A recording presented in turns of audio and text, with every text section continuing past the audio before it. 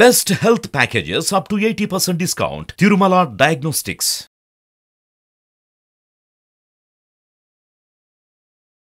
నమస్తే, welcome to Suman TV.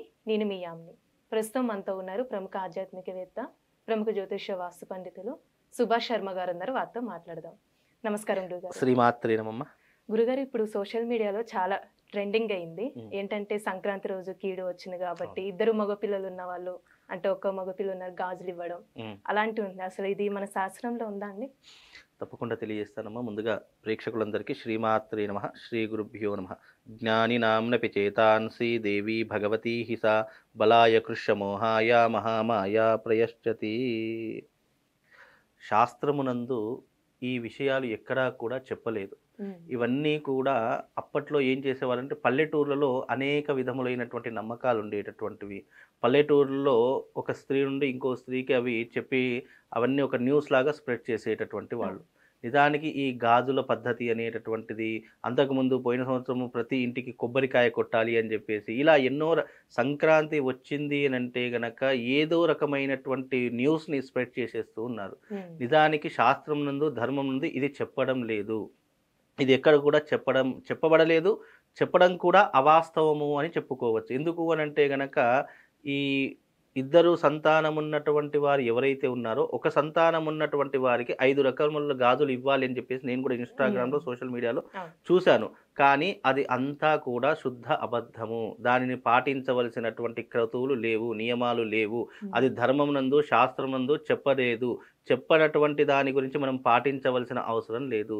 కాకపోతే ఏంటి అంటే ఇవన్నీ ఎందుకు చెప్పుకున్నారు అని అంటే అప్పట్లో ఈ మాటలు చెప్పడం ద్వారా బంధాలు బంధుత్వాలు ఒకటవుతాయి. ఇవి చెప్పడం ద్వారా అయినా సరే వేరే పొరుగురు నుంచి వచ్చేటటువంటి వారు వాళ్ళ ఇంటికి వస్తారు అనేటటువంటి ఒక కాన్సెప్ట్తో చెప్పారేమో కానీ నిజానికి ధర్మం ముందు శాస్త్రం ముందు ఇది చెప్పలేదు. కనుక దీని గురించి పాటించవలసినటువంటి నియమం లేదు. కానీ సంక్రాంతి నందు ఏం పాటించమన్నారు అని అంటే గనక నువ్వులతో చేసేటటువంటి ప్రతీదీ కూడా పాటించమన్నారు. తిల తర్పణము, తిల హోమము, తిల దానము, తిల భక్షణము, అలాగే తిల తర్పణము అంటే దీంట్లో పితృతర్పణము వేరే, మళ్ళీ ఈ యొక్క దేవతలకు ఇచ్చేటటువంటి తర్పణము వేరే. పితృతర్పణానికి నల్ల నువ్వులతో తర్పణం చేయాలి, దేవతా తర్పణానికి తెల్ల నువ్వులతో తర్పణం చేయాలి.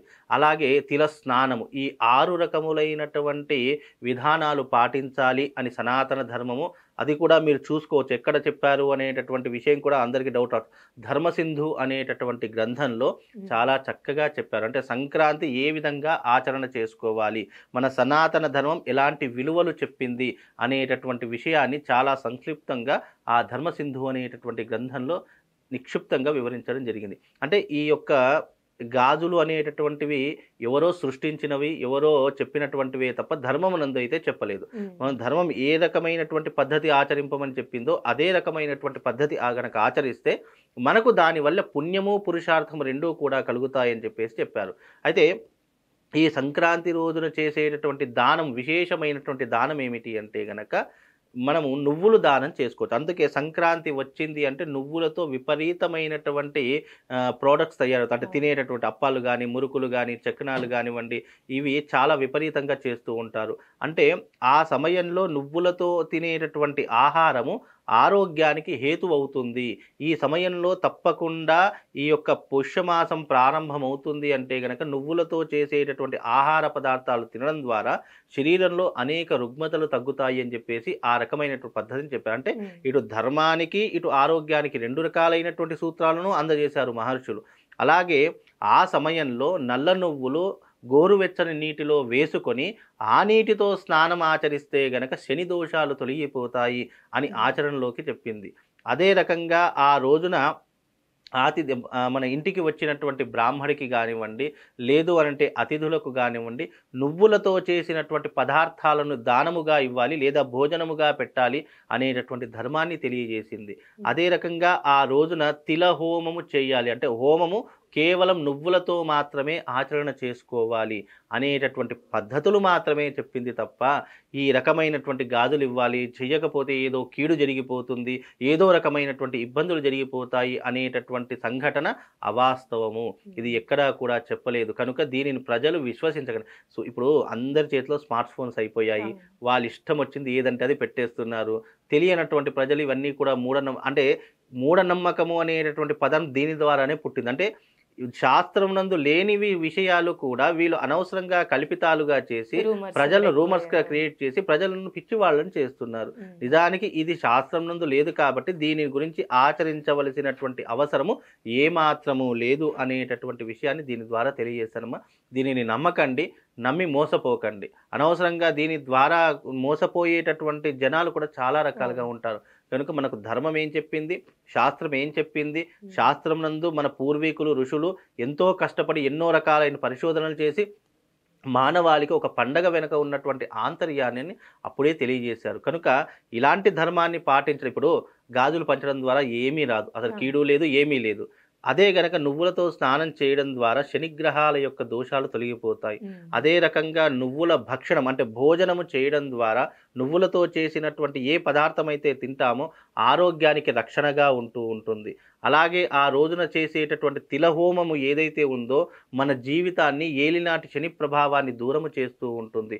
అలాగే ఆ రోజున ఇంటికి వచ్చినటువంటి అతిథికి నువ్వులు దానము చేసినా, నువ్వుల పదార్థములు పెట్టినా ఆ దానము యొక్క పుణ్య ఫలితం మన జీవితానికి, మన కుటుంబానికి వస్తూ ఉంటుంది. అదే రకముగా ఆ రోజున తర్పణము, పితృతర్పణము అనేటటువంటిది చేయడం ద్వారా పితృదేవతలు సంతోషిస్తారు. 6వది దేవతా తర్పణం. దేవతా తర్పణం చేయడం ద్వారా దేవతలు సంతోషిస్తారు. ఈ రకమైనటువంటి విధానాన్ని ధర్మమునందు చెప్పడం జరిగింది తప్ప ఇక్కడ దానము చేయవలసినటువంటి పదార్థములు కేవలం నువ్వులు మాత్రమే. ఎందుకంటే మకర రాశికి అధిపతి శనీశ్వరుడు.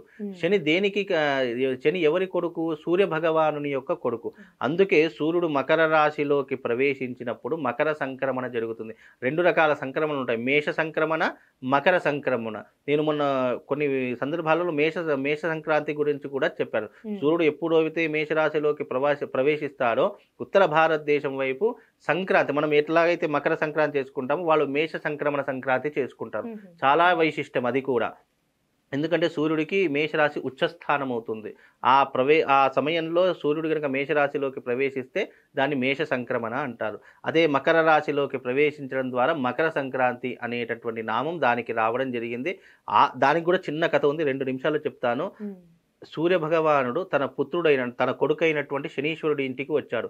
శని భగవాను ఇంటికి వచ్చినప్పుడు శని భగవానుడు ఏం చేశాడు అంటే గనక శనికి ఇష్టమైనటువంటివి తిలలు అంటే నువ్వులు అని అర్థము. అయితే ఈ నువ్వులతో చేసినటువంటి పిండి పదార్థాలను, వంటకాలను సూర్య భగవానుడికి భోజనముగా పెట్టాడు. అప్పుడు ఆ భోజనము, ఆ పదార్థాలన్నీ కూడా తిన్నటువంటి సూర్య భగవానుడు శనీశ్వరుడికి ఒక గొప్పనైనటువంటి వరం ఇచ్చాడు, అద్భుతమైనటువంటి వరము.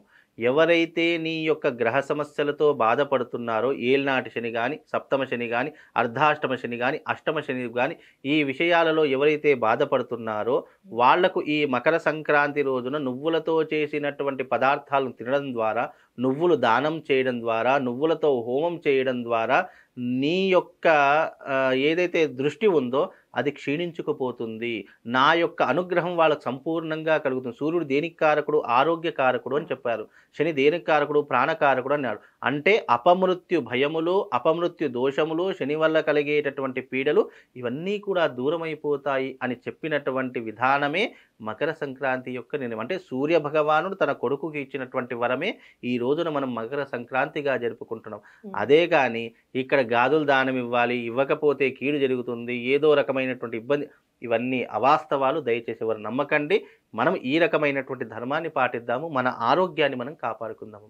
చాలా చక్కగా తెలియజేశారు గురుగారు. ధన్యవాదాలు. శ్రీమాత్రేను.